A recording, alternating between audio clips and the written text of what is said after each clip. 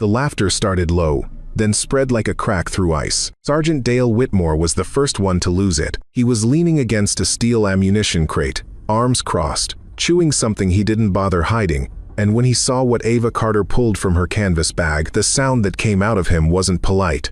It was the kind of laugh a man makes when he has decided something is beneath him and wants everyone nearby to know it. "Is that a Winchester?" he said.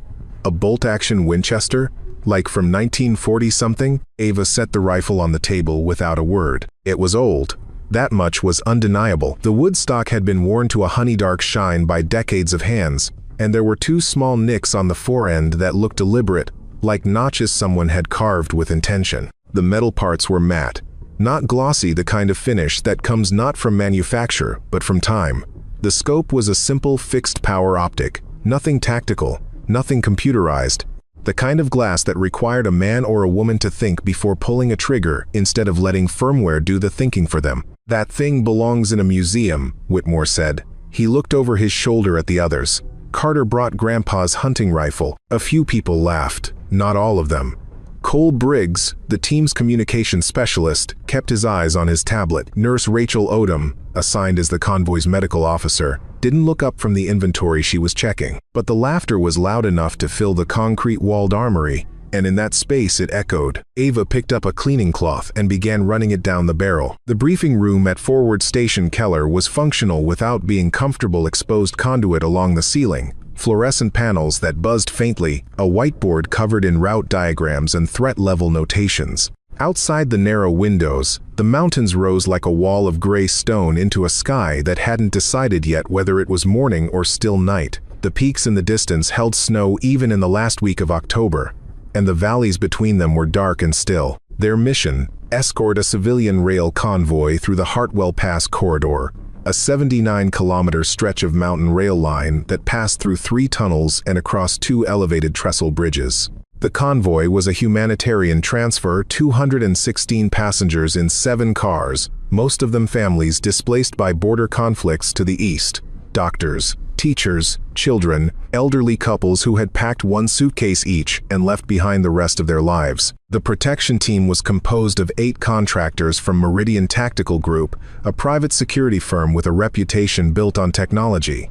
Their kit reflected this philosophy: high-definition thermal scopes, encrypted radio arrays with satellite redundancy, miniaturized drone surveillance systems capable of mapping a 3-kilometer radius in under 4 minutes, ceramic composite body armor, everything digital, everything networked, everything relying on something other than the person holding it. And then there was Ava Carter. She was 31 years old, 5 feet 6 inches, and she had grown up in the mountain valleys of northern Montana hunting elk with her father before she could ride a bicycle without training wheels. She had done 2 years with a wildlife conservation enforcement unit, tracking poachers through terrain that would have defeated most people with a compass and a prayer. She had applied to Meridian not because she wanted the money. The pay was decent, not exceptional, but because the route passed through country she knew better than most people in the room would ever know any country. She was also the only member of the team without a contract prior to this assignment.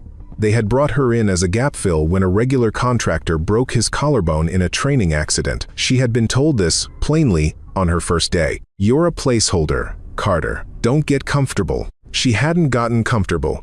She had unpacked her bag, cleaned her rifle, studied the route maps, and said almost nothing to anyone. Whitmore walked over to the table and picked up the Winchester without asking.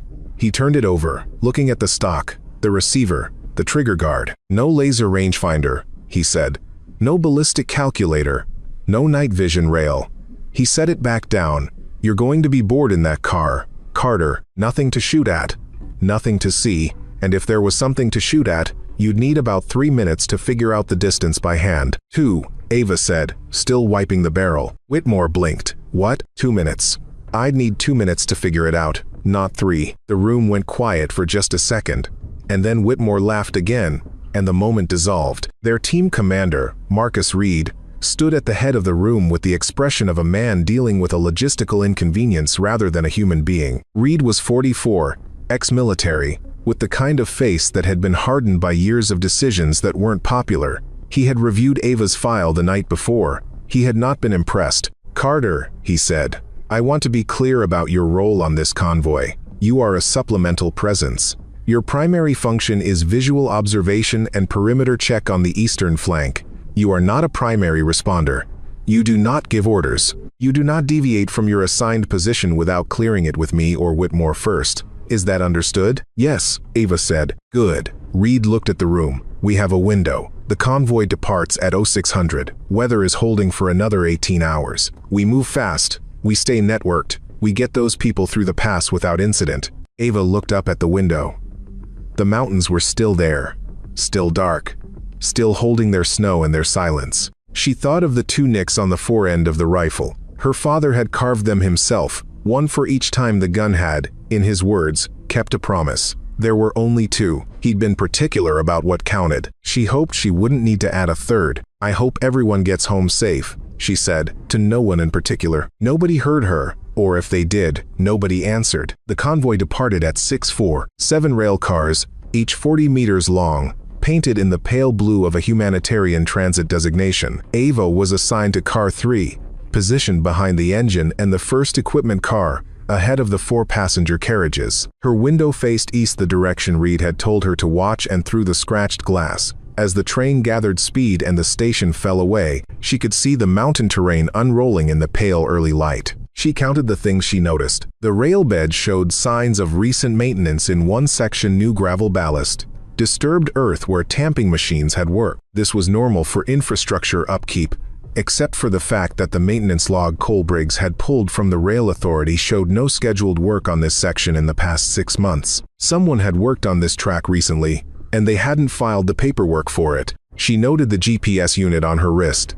It flickered once, twice, then settled, then flickered again. The mountains could cause interference. Everyone knew this, but the pattern of the disruption was wrong. Real terrain interference created consistent dead zones. What she was seeing was intermittent, rhythmic, almost like something was broadcasting on a frequency adjacent to the GPS signal and occasionally stepping on it. She noted the ridgelines. The eastern slopes that her window faced were a cascade of granite shelves and pine forests descending into narrow couloirs, natural sniper positions. If a person thought about them that way, she had grown up thinking about terrain that way. Her father had taught her to look at a hillside not as scenery but as a collection of possibilities. Where would an elk go? Where would it feel safe? Where would it see you before you saw it? And, more darkly, where would a man go if he wanted to watch without being watched? The high points were too quiet. No birds. She had been tracking the bird life on the eastern slopes since departure, and there was almost none. No ravens working the thermals, no hawks, no anything. Birds left a hillside when something was already up there. She pressed the transmit key on her radio. Reed, Carter, I want to flag something on the eastern ridge. No avian activity on the upper slopes for the last 4 kilometers. Terrain shows recent ground disturbance, and I'm reading intermittent GPS interference consistent with signal jamming, not terrain bounce. 15 seconds passed. Carter, the drone sweep shows clean on all quadrants, Reed said. Thermal picks up no heat signatures at altitude. Stand down the concern and stay on your sector. She released the transmit key. In the car ahead of her, she could hear the passengers. A child's laugh. A woman singing very quietly in a language Ava didn't speak. The sound of something that might have been a card game. 216 people who had already survived things most people could not imagine and were now, perhaps for the first time in months, allowing themselves to believe they were going to be all right. Dale Whitmore appeared in the connecting doorway and leaned against the frame, one thumb hooked in his chest rig. See anything with those pioneer eyes of yours? Carter, I see quiet hillsides, she said. Quiet's good. Not always, she said. He rolled his eyes and went back to his car. She unscrewed the lens caps on the Winchester's scope and looked through it at the terrain. She had been running calculations in her head since they entered the corridor wind from the northwest at approximately 12 knots based on the tree movement she could observe. Temperature dropping as they gained altitude, pressure differential between the valley floor and the ridgelines. She knew how the air moved through this kind of country because she had spent years learning to account for it. The rifle was loaded. 5 rounds in the magazine, 1 in the chamber, plus 30 more rounds in her vest pouches. Loaded by hand in brass cases, she had reloaded herself with a powder charge she'd calculated for the altitude and temperature of this specific route. Her father's voice, somewhere behind her memory. You don't go into the mountains without knowing exactly what your shot will do before you take it. Every variable is a prayer you didn't say. She chambered the first round with a movement so practiced it made no sound. The train moved deeper into the pass. At kilometer 47, as the first tunnel entrance came into view and the light changed from gray morning to the warm amber of the sun breaking over the eastern ridge, she saw it. A flash. Small.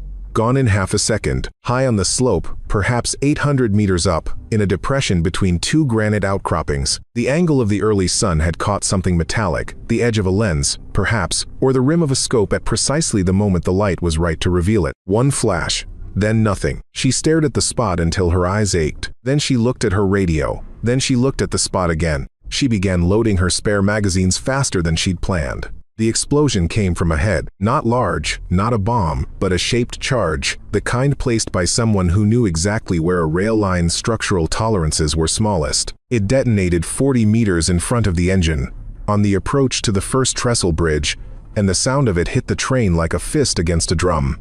The wheels locked.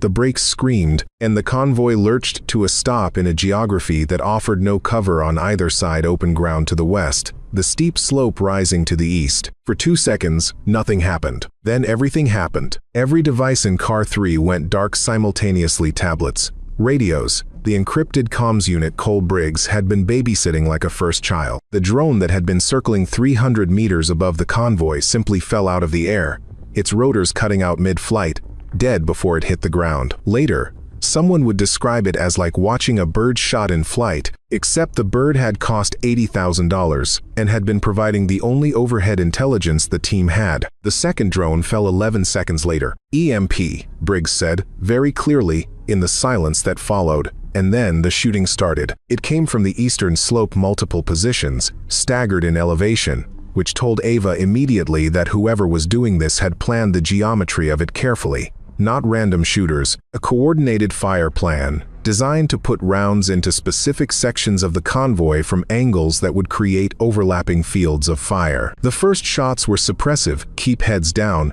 keep the protection team from organizing, and they were extraordinarily accurate. Whitmore went to ground behind a steel equipment locker. Reed was on the west side of the car, shouting into a radio that was producing nothing but static. Two other contractors, Ferris and Lang, were returning fire with their high-tech rifles at targets they could not locate because their thermal scopes, like everything else, had gone dark. Ava moved. She went through the connecting door into the first passenger car without thinking about it, because a piece of glass on the east-facing side had just exploded inward and she could see a child, a girl, maybe 6 years old, in a yellow coat standing directly in the path of the next burst that would come through that window. She grabbed the girl and went to the floor in one motion, taking the weight of the fall herself, shielding the child with her body as a second burst of gunfire walked across the window frame above them and rained glass and aluminum shards into the seat where the girl had been standing half a second earlier. The girl didn't scream. She made a small sound, once, and then looked up at Ava with enormous dark eyes. "I have you," Ava said. "You're okay. I have you." She passed the girl to a man, her father, from the way he grabbed her and moved back to her position. The team was scattered. Reed was pinned. Whitmore was firing at ghosts. The fire from the slope was intensifying, which meant the suppression phase was ending and the next phase, whatever it was beginning. Ava crawled to the east-facing window, got her shoulders below the frame, and listened. Her father had taught her to find a shooter by sound before sight. Not the report of the shot that came too late, from too many reflective surfaces in mountain terrain, but the pattern of shots, their rhythm, the pause between them, the way a bolt action made a different acoustic signature than a semi-automatic. She was counting, sorting, mapping the hillside in her mind by sound alone. 4 shooters, possibly 5, 3 on the upper slope, 1 at mid-elevation. Possibly 1 more moving through the lower tree line. That one was quieter, which meant a suppressed rifle, which meant they had somebody trained to a different level than the others. She raised the Winchester above the window frame, cheek to stock, eye to glass. She found the mid-elevation position first, a dark shape in a depression, partially screened by a pine branch that was moving because a body was pressed against the tree, not because of wind. She exhaled. She squeezed. The sound of the Winchester was different from the team's rifles. It was slower, deeper, a single deliberate sound rather than the frantic percussion of the modern weapons, and in the half-second after the shot, the dark shape in the mid-elevation depression stopped moving entirely. Silence spread from that point like a stone dropped in water. Whitmore, from behind his locker, What the? Cole Briggs, flat on the floor. Did Carter just read from the west side? Impossible. Ava was already cycling the bolt. She didn't wait for someone to give her permission. There wasn't time for that. And she had, in the last 45 seconds, made a decision that had probably been building since Dale Whitmore laughed at her rifle in the armory. Not a decision out of pride. A decision out of math. The people best equipped to protect the convoy were currently unable to use their equipment, and she was the only person in this situation whose capability had not just been switched off by an electromagnetic pulse, so she took command the way her father had once described a good decision. Quietly, without announcement, and with the full understanding that she might be wrong. "Reed," she said over the din, "I need your people to pull the panels off the west side windows. Not the glass, the aluminum panels below the sills. Hold them at 45 degrees, facing east. Don't ask. Just do it." Reed looked at her from across the car. His face was a study in competing instincts, the reflex to countermand a contractor who had no authority, and the recognition that the contractor had just made a confirmed kill shot at approximately 600 meters with a rifle that Sergeant Dale Whitmore had compared to a museum exhibit. "Do it," Reed said to his people. The panels went up. Ava moved to 3 different windows in 40 seconds, reading the reflected images distorted, imprecise, but useful to map the positions that the flat aluminum surfaces revealed, light bounces at predictable angles. She had hunted in snowfields her entire life, learning to account for glare. This was the same skill, applied differently. "Upper slope, you're 2 o'clock, she said to Whitmore. "The rock formation that looks like a fist. Sniper is in the crevice on the left side. Wind is running northwest at about 12, dropping to 8 on the slope because of the ridge sheltering the lower section. Account for that." Whitmore looked at her for a moment. Then he shifted his position and fired. His shot was close. Close enough that the sniper in the crevice moved, and when he moved, Ava put a round through the gap he created. 2 down. "Move everyone below the seat line," she told the team medic, Rachel Odom, who had appeared in the doorway. "All passengers horizontal. Adults over children. Anyone mobile helps with anyone who isn't." Odom didn't hesitate. She turned and went back into the passenger carriages and began doing exactly that, her voice calm and specific in a way that Ava recognized the voice of someone who had run disaster scenarios before and knew that panic was only dangerous when it had no direction to run. Ava found her rhythm. Each shot was a complete thought. Distance, elevation, wind, breath, trigger pressure. She had done this since she was 9 years old, first with rabbits, then with elk, and the mechanics of it were as involuntary as walking. The Winchester held 5 rounds, and she fired it 3 times in the next 12 minutes, each shot preceded by the same unhurried calculation, each shot finding what it was aimed at. But the casualties were not 0 on her side.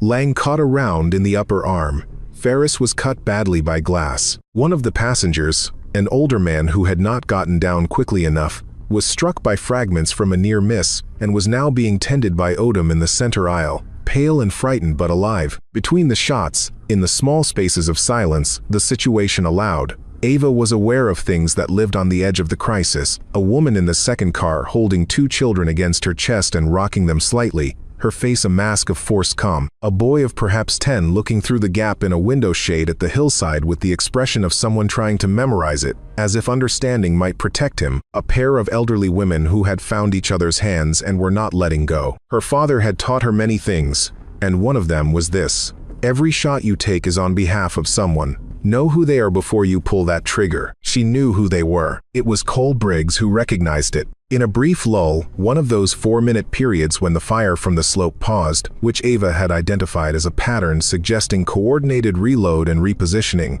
Briggs had crawled to where she was kneeling behind a seat frame and looked at the Winchester. "Can I see the receiver?" he said. She kept her eyes on the slope. "Don't touch it. I just want to look at the serial prefix. I think I know what this is." She held the rifle at an angle that let him see the stamped metal near the receiver without taking it from her hands. He stared at it for a moment. Then he said, "Oh, what?" "This is a modified pre-production variant from the early 2000s. There were 11 made for a classified field evaluation. Special metallurgy in the barrel, no magnetic signature, which is why the EMP didn't affect it the way their scopes did. It was designed for environments where electronic warfare was expected." He paused. "Where did you get this?" "My father." "Who was your father?" She said the name. Briggs was quiet for a moment. Then, "David Carter? Sergeant Major David Carter? The Hartwell Valley incident?" Yes. He sat back on his heels. The slope was still quiet, somewhere in the passenger cars. A child was crying and then, abruptly, wasn't she recognized Rachel Odom's voice? The specific low steady tone of it, doing the work that needed doing. Hartwell Valley was 22 years ago, Briggs said. Your father pulled out 36 people. The after-action report said the mission succeeded because of extraordinary marksmanship under conditions that should have made accurate fire impossible. I know, Ava said. I read the report. They gave him a commendation. 2 months later, she said, they terminated his contract and sealed his records because he had documented something during the mission that certain people didn't want documented. Briggs absorbed this. He kept the rifle, he said. He kept the rifle, she agreed. He said it was the only thing from that job that had never lied to him. She was quiet for a moment. Then, the people behind this attack, whoever ordered it, they have a connection to the organization that betrayed my father. I recognized one of the operational signatures in the attack planning.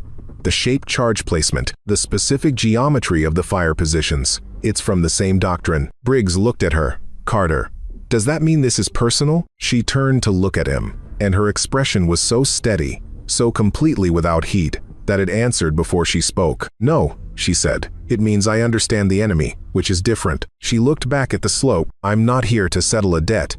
I'm here to get 216 people through that pass.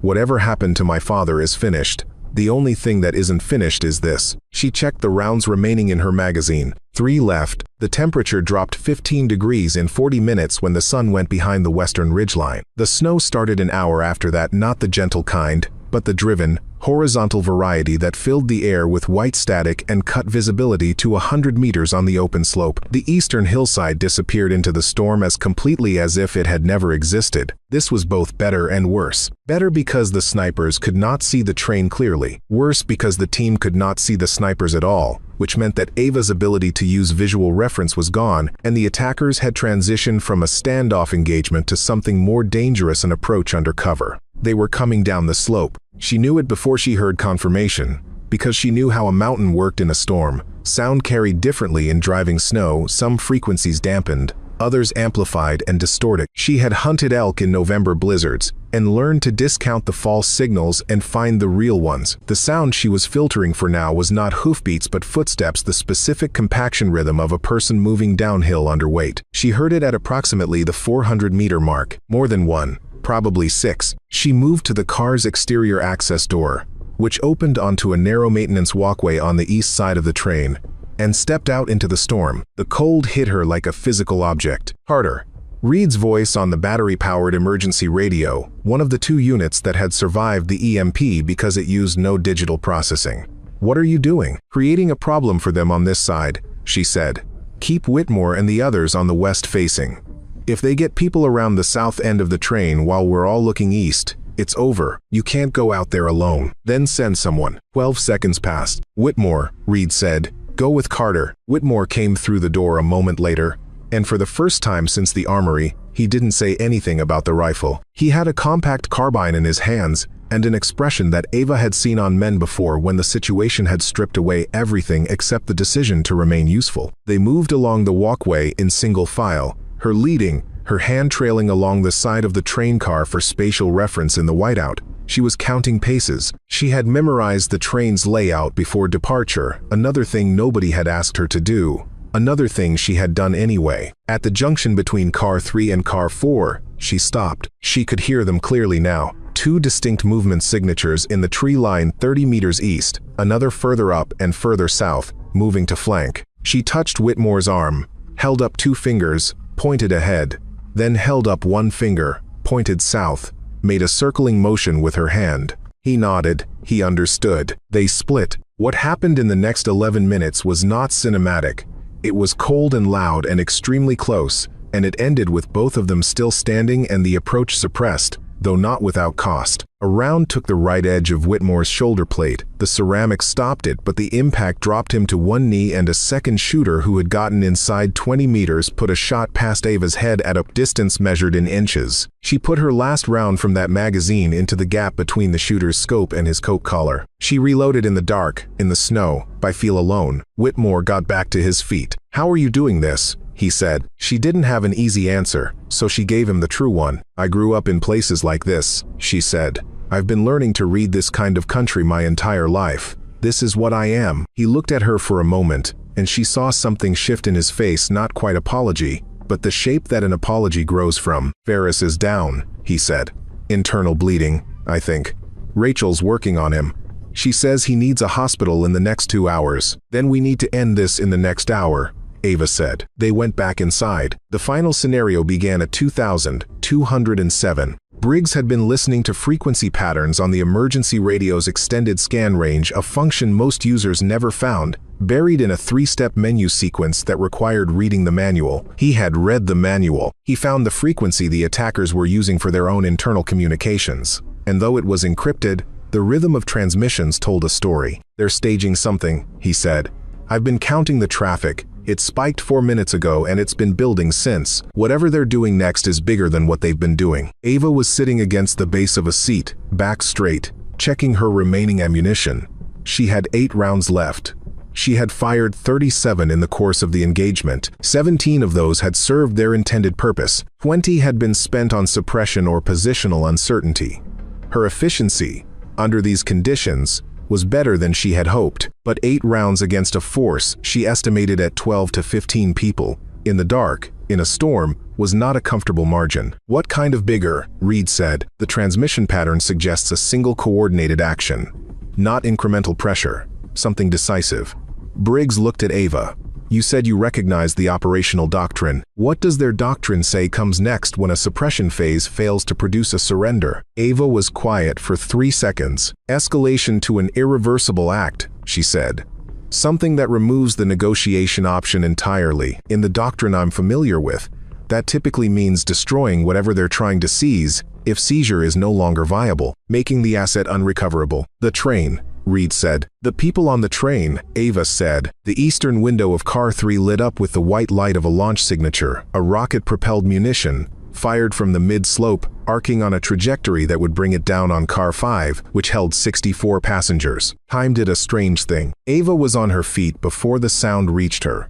She had the Winchester to her shoulder before she had consciously decided to raise it. She was at the window before Reed had finished shouting something she couldn't hear because the only thing in her world at that moment was the arc of light in the darkness above the storm and the calculation that was already running through every part of her without effort. Distance to launch point, approximately 940 meters. Trajectory of the munition, steeply arced, which meant the triggering mechanism would be manual rather than fused. Someone on the slope was holding the guidance unit. Wind, 17 knots from the northwest at altitude, dropping sharply in the valley due to the terrain shadow of the western ridge. The munition would drift slightly east on its descent. Target, not the munition itself, which was already beyond intercept. The guidance operator disabled the guidance and the munition would fly ballistic, unpowered, unsteered, and the arc would carry it over the train rather than into it. The math was not comfortable. The angle was not ideal. The storm had stripped the last of her visual reference, and she was working on estimation and instinct and 22 years of standing in cold places and learning to understand how a projectile moved through air. Her father's voice, "Don't aim at the target. Aim at the moment." She found the heat source on the slope faint, occluded by snow, but present because a human body in cold air produces a thermal gradient that is visible to an eye trained to look for it even without a thermal scope. She found the moment, the tiny pause in the guidance operator's movement that any person makes when they are concentrating completely on a task. She squeezed. The Winchester made its sound. The munition in the air above the convoy lost its guidance signal mid-arc. Without correction, the ballistic trajectory carried it northeast, away from the train, and it detonated 400 meters downslope in a stand of pines with a concussion that shook every window in every car. The forest caught fire briefly in the snow. Then the fire went out. Then, for a very long time, there was no more shooting. Dawn arrived without drama. It came the way it comes in high mountain country after a winter storm, not in a burst of color, but as a slow lightening of the darkness, one shade at a time, until the air was gray and then silver, and then the peaks to the east caught the sun before the valley did and burned briefly orange above the clouds. The rescue helicopters came in at 7:43, 3 of them, emerging from the cloud base to the south in a staggered formation, their navigation lights blinking in the heavy air. They had been scrambled from the nearest regional base 6 hours earlier when the convoy missed its first scheduled check-in, and they had been waiting out the storm before making the approach. 216 passengers left the train alive. Some of them walked.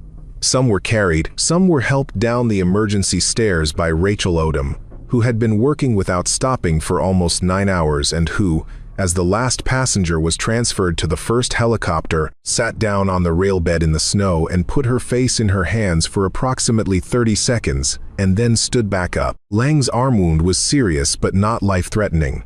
Ferris was loaded into the second helicopter on a stretcher, pale and immobile but breathing. The paramedics said he would need surgery but had a good prognosis. Among the passengers, the woman with the 2 children who had rocked them through the shooting, the elderly women who had held hands through the night they were still holding hands when they stepped off the train, the boy who had watched the hillside through the gap in the window shade.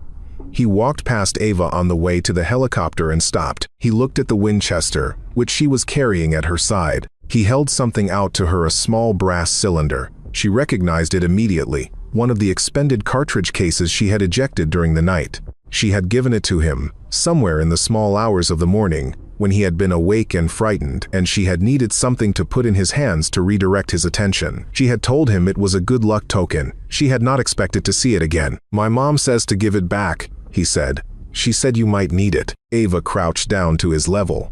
She looked at the cartridge case for a moment. "Tell your mom thank you," she said, "but she should keep it. Consider it a gift." He closed his fingers around it and looked at her with the specific gravity that children have when they are deciding whether an adult is trustworthy. "Are you famous now?" he said. "No," she said, "but you saved everyone." "Lots of people helped," she said. "The medical officer worked all night. The communications man figured out what was coming. Even Sergeant Whitmore." She paused. "He did what needed to be done when it counted." The boy thought about this. "But you're the one with the rifle," he said. She looked at the Winchester. "Yes," she said. "I am." He nodded, apparently satisfied with this, and went to find his mother. Ava stood up and walked to the edge of the railbed and looked at the eastern slope. In the daylight, with the storm cleared and the fresh snow lying even across the granite and the pines, it looked peaceful, completely peaceful. The kind of mountain country that painters made pictures of, and travelers photographed, and nobody suspected of holding the things it had held last night. She could hear, from somewhere behind her, a television crew arriving ahead of the official accident investigators. She could hear the specific tonal quality of reporting voices, the slight heightening of diction that indicated a camera was present. She picked up her canvas bag, slid the Winchester into its case, and walked in the other direction. 3 weeks later, in a windowless conference room in a building that was officially listed as a satellite office of an insurance consortium, Ava sat across a table from 2 men and a woman who represented 3 different government oversight bodies and who had, collectively, about 400 pages of documentation spread across the table between them. The investigation had moved quickly by the standards of these things, which meant it had moved at about half the speed it should have.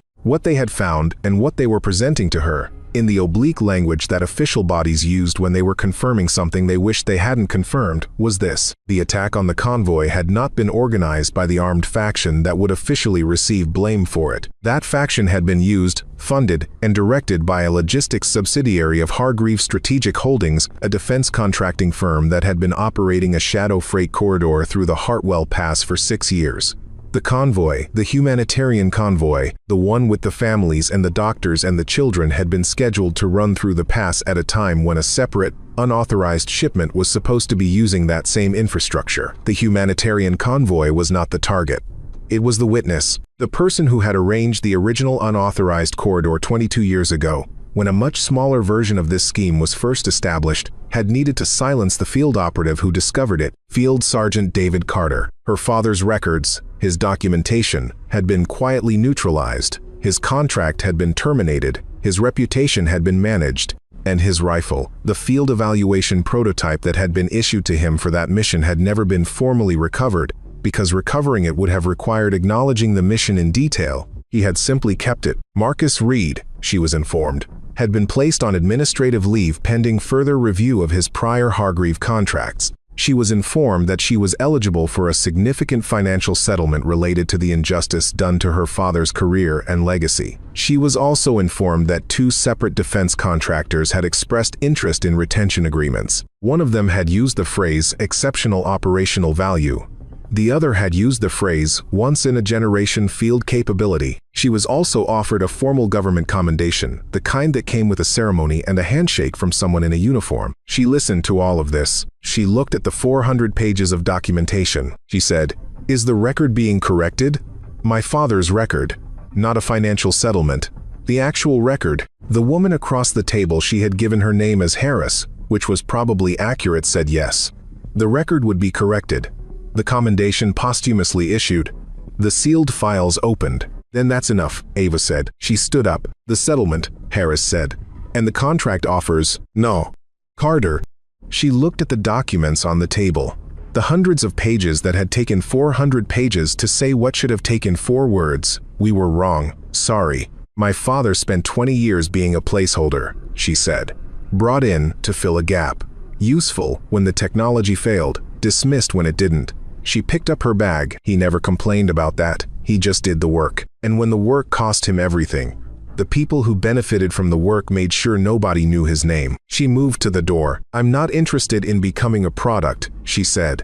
"I'm not interested in being the story that makes anyone feel better about what happened. If saving people becomes a currency someone trades with a brand, a trophy, a business asset, then we have made the same mistake that the people who buried my father made. We have decided that human lives have a market value." She paused with her hand on the door. "They don't," she said. She left. She drove back to the mountains on a Tuesday. The cabin was 3 hours from the nearest town of any significant size, which meant it was 3 hours from most things that people in cities considered inconveniences, and most things that people in cities considered necessities. It had 1 large room, a small kitchen, a wood stove, and a covered porch that faced north toward the high peaks. Her father had built it himself in the years after his discharge. He had not been a man who complained, but he had been a man who needed, sometimes, to be somewhere that made sense to him. The mountains made sense to him in a way that people and organizations rarely did. She hung the Winchester on the wall above the fireplace, on 2 wooden pegs her father had cut and shaped specifically for it. She could not remember a time when there had been anything else in that spot. She made coffee. She sat on the porch in a wool coat and watched the light change on the north peaks, which happened slowly and then quickly and then slowly again. The way all light changes in high country. Messages had come, she had been told about them, had chosen not to read most of them, official ones, journalistic ones, the kind generated by an event that had been reported and amplified in the ways that events were reported and amplified now. She had given no statement. Her name had been used in various accounts with varying degrees of accuracy. One message she had read was from Rachel Odom, which said simply, "I hope you're somewhere quiet. You earned it. You also saved Ferris's life by getting us all where we needed to be when you did. He's in recovery. He's going to be okay." One message came from Cole Briggs, which said, "The rifle, for the record. I pulled the production documentation. There were 11 made. Your father's is the only one whose field history remains classified. I filed a request to have it officially recognized. I thought you'd want to know. Then, below that, I hope it's hanging somewhere it can rest." One message was from a boy named Marcus, who she believed was the 10-year-old from the train, written with the assistance of someone older, but in his own words, which said, "My mom says I should say thank you. I think thank you is not enough, but I don't know a bigger word. I still have the bullet. I keep it on my desk." She sat on the porch for a long time. Inside, through the open door, the Winchester was visible on its pegs above the fireplace. The light in the cabin was the amber of late afternoon, and it caught the worn honey-dark wood of the stock and the dull matte of the metal in a way that made the rifle look exactly like what it was. Old, used, specific, irreplaceable. She had a visitor that evening, unexpected, but not unwelcome. Dale Whitmore, who had gotten her address from someone and driven 3 hours and stood at the edge of her property for a moment before walking up the porch steps. He didn't have a speech prepared. She could tell that from the way he stood, hands in his jacket pockets, looking at the peaks behind her. "I wanted to apologize," he said. "In person, not in a report." "Okay," she said. "I was wrong about you, wrong about the rifle, wrong about all of it." "Yes," she said. He waited for something more. "Thank you," she added. He nodded. He stood there for another moment, and she could see him deciding whether to say something else. Then, did it bother you? The whole time? People treating you like that? She thought about it honestly. It bothered me less than it probably should have, she said. My father had it worse. He was out there alone, and the people who should have trusted him actively worked against him. I just had people who underestimated me. That's a smaller problem. Whitmore looked at the mountains. He must have been something, he said. He was, she said. He was very ordinary in the ways that matter. He woke up every day and decided to do the work in front of him carefully, honestly, and without complaint. He didn't think of himself as remarkable. She paused. The remarkable part was that he kept doing it even when there was no reward for it and considerable cost. Whitmore nodded slowly. I'll let you be, he said. He walked back to his car, and she heard the engine start, and then the sound of it moving away down the access road and fading into the mountain silence. She stayed on the porch until the last light left the peaks and the sky went from deep blue to black and the first stars appeared in the spaces between the clouds. Then she went inside. She made a fire. She sat in the chair by the stove, the one her father had sat in, worn to the specific shape of someone who had spent years in it thinking. She looked at the rifle on the wall. She thought about the boy with the brass cartridge case on his desk. She thought about the woman in the train car who had been singing in a language she didn't know. She thought about the two elderly women who had held hands all night because sometimes the only thing left to offer someone is the evidence that you are still there. She thought about her father loading ammunition by hand on a table not unlike the one she used now, measuring powder charges with the patience that came from understanding that precision was not a luxury, but a form of respect for the task, for the person at the other end of it, for the weight of what a tool could do in the world. She thought about all the things that people who had laughed at the rifle had never understood about it, that the absence of technology was not a flaw but a design principle. That a rifle with no digital dependency cannot be disabled by someone who understands digital systems, that a skill with no electronic component cannot be hacked, jammed, or switched off, that the most reliable thing in any system is the part that does not require anything external to function. She thought about what Whitmore had asked. Did it bother you? And she found, sitting in the quiet of the cabin with the fire making its sounds and the Winchester above the mantel and the mountains outside in the dark holding their ancient and indifferent peace, that the honest answer was, not very much, because the thing that had always mattered to her was not the opinion but the outcome.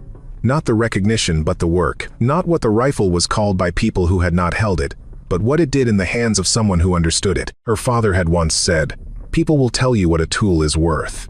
They'll say it's outdated, insufficient, obsolete. Don't argue with them. Prove it.